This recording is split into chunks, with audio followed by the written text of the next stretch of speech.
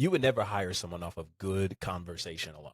Can we be honest? You'd check references, you'd want to see their previous track records, and you'd have a walkaway number before even sitting down with this person for a conversation. So why is it that when it comes to relationships, you don't make the same type of approach and decisions? But yeah, here's a better question. Why did you give him 6 months off of one good weekend? And that's not a gotcha. All right. Not here to trap you in anything. That's just the actual question that we're answering today. Because I don't think you have a bad taste in men problem like you might rehearse to yourself. I think it's more of a discernment gap that we're facing. And once you see it, you can't unsee it. So on the left side of this T chart, we have what is just differentiating the difference between the decisions you make. Let's first start with business. What do you do before you actually start to trust a decision that you're making in business? Well, let's work through it together, because the first thing you're going to do is you're going to ask for data. Okay. Now forgive the writing. It's a little bit wonky, but we'll make sense of it. All right. You ask for data. You check consistency or check for consistency over time. That's a good one.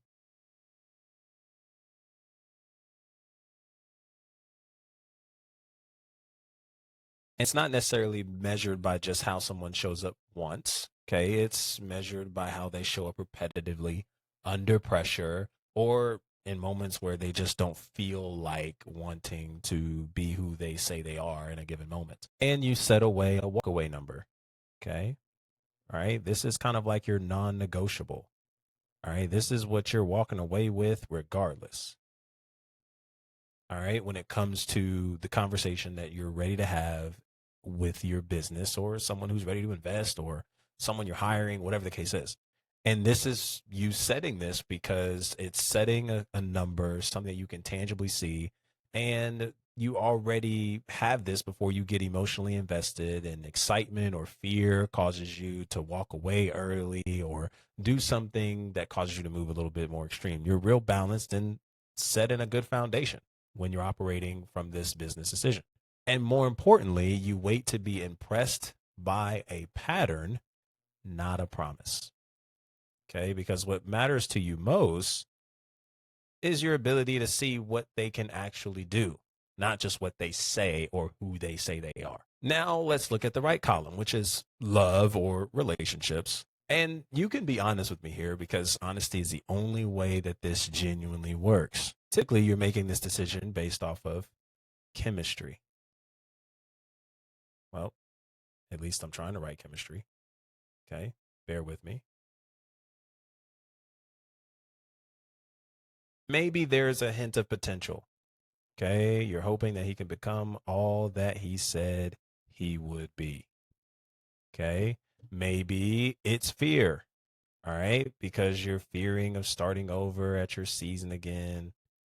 Okay.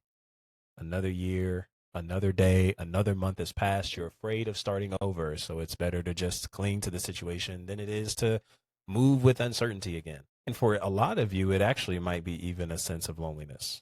Because let's face it, the loneliness is a little bit louder than the judgments you might be willing to make late in the midnight hour during the midweek. And here's the difference between these two columns, obviously, based off how we're making these decisions. And it's not made by a different person, they're run by the same brain, same intelligence, and same woman who can read a room regarding a negotiation within like 4 seconds. So the question that we're really trying to unpack is, why does this same woman go blind when it comes to dealing with a man or a relationship that she says she's ready for? Why do you go blind the moment romance enters into the room? Here's the legitimate truth that's actually going to be helpful to you now seeing these two differences, is that discernment is not something that just falls out of the sky. It is something that we actually develop. And the best way we develop it is through decision making. Well, let me put it into a different phrase for you, is that discernment isn't a personality trait.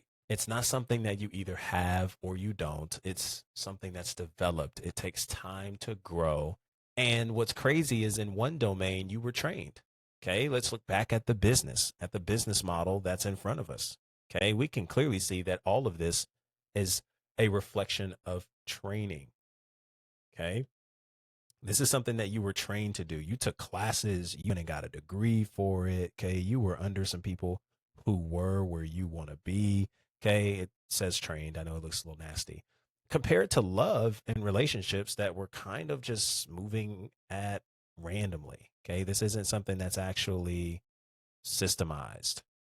Okay. This isn't something that actually has the case of us being able to look back on, different areas that are not so well, right? And being able to look at feedback loops. No, this is just us hoping and wishing for the best and hoping in some kind of capacity that what we're wanting will randomly show up. So you were trained extensively in one domain, but in the other, not so much. No one really taught you how to evaluate relationships. They just told you to get married. No one taught you how to actually look for what makes the most sense for you. You just kind of got your hints, tips, and tricks from social media that maybe worked for other people, but it doesn't mean it has to work for you. You weren't really taught how to evaluate a person that you're romantically interested in, like you were taught how to evaluate the difference between a good and bad business deal in rooms that you walk into. And what's crazy is you built those years of practice, you built that year of instinct, all these things that you've created in your business. It came through years of reps, development, and even failures that you learned from that you were able to apply later on. And with love, well, there's been zero structure. There's been zero reps, and every failure kind of gets you to resurface back to other inadequacies. And you're not feeling like you're enough, all because of the results you keep seeing. And once yet, you were told this one phrase that doesn't seem to carry much weight, although it's something that you've been told repetitively. And you've probably guessed it. Follow your heart. Okay. And that is really the business model for your love. And we've seen how that's played out so far. A lot of heartbreak, potential divorce, separations, and constantly living in confusion on whether or not you can trust yourself to choose somebody that makes the most sense for you. So I want to be able to express to you that the gap isn't a character flaw. It's training. Training is the gap. We've clearly seen on the left side, trained. On the right side, not so much.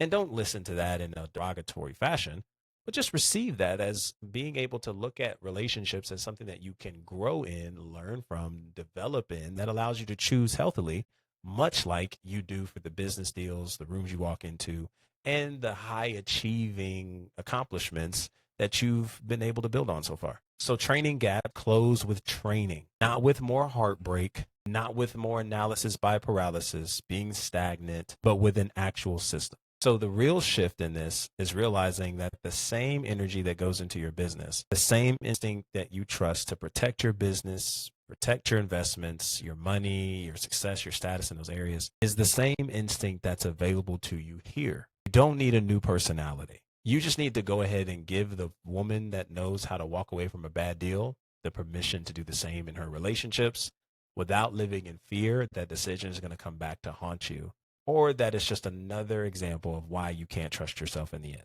And this is exactly the root that I unpack in a recent video that really serves as a cornerstone to everything that we serve here, really discussing why what you're deeming as a relationship problem isn't really a relationship problem. And if you haven't watched that yet, I encourage you to go watch right after this video, because it simply serves as the piece that explains the gap that you're experiencing between your business and your love, your work and your work life, and your romantic life, and exposing where this gap even came from in the first place. And next time that you see a video like this, we're going a little deeper into what this actually looks like to decipher the differences and build on this skill itself. How to tell the difference between a red flag that's actually legit and real and just plain fear. So you want to be able to subscribe so you know when that video goes live.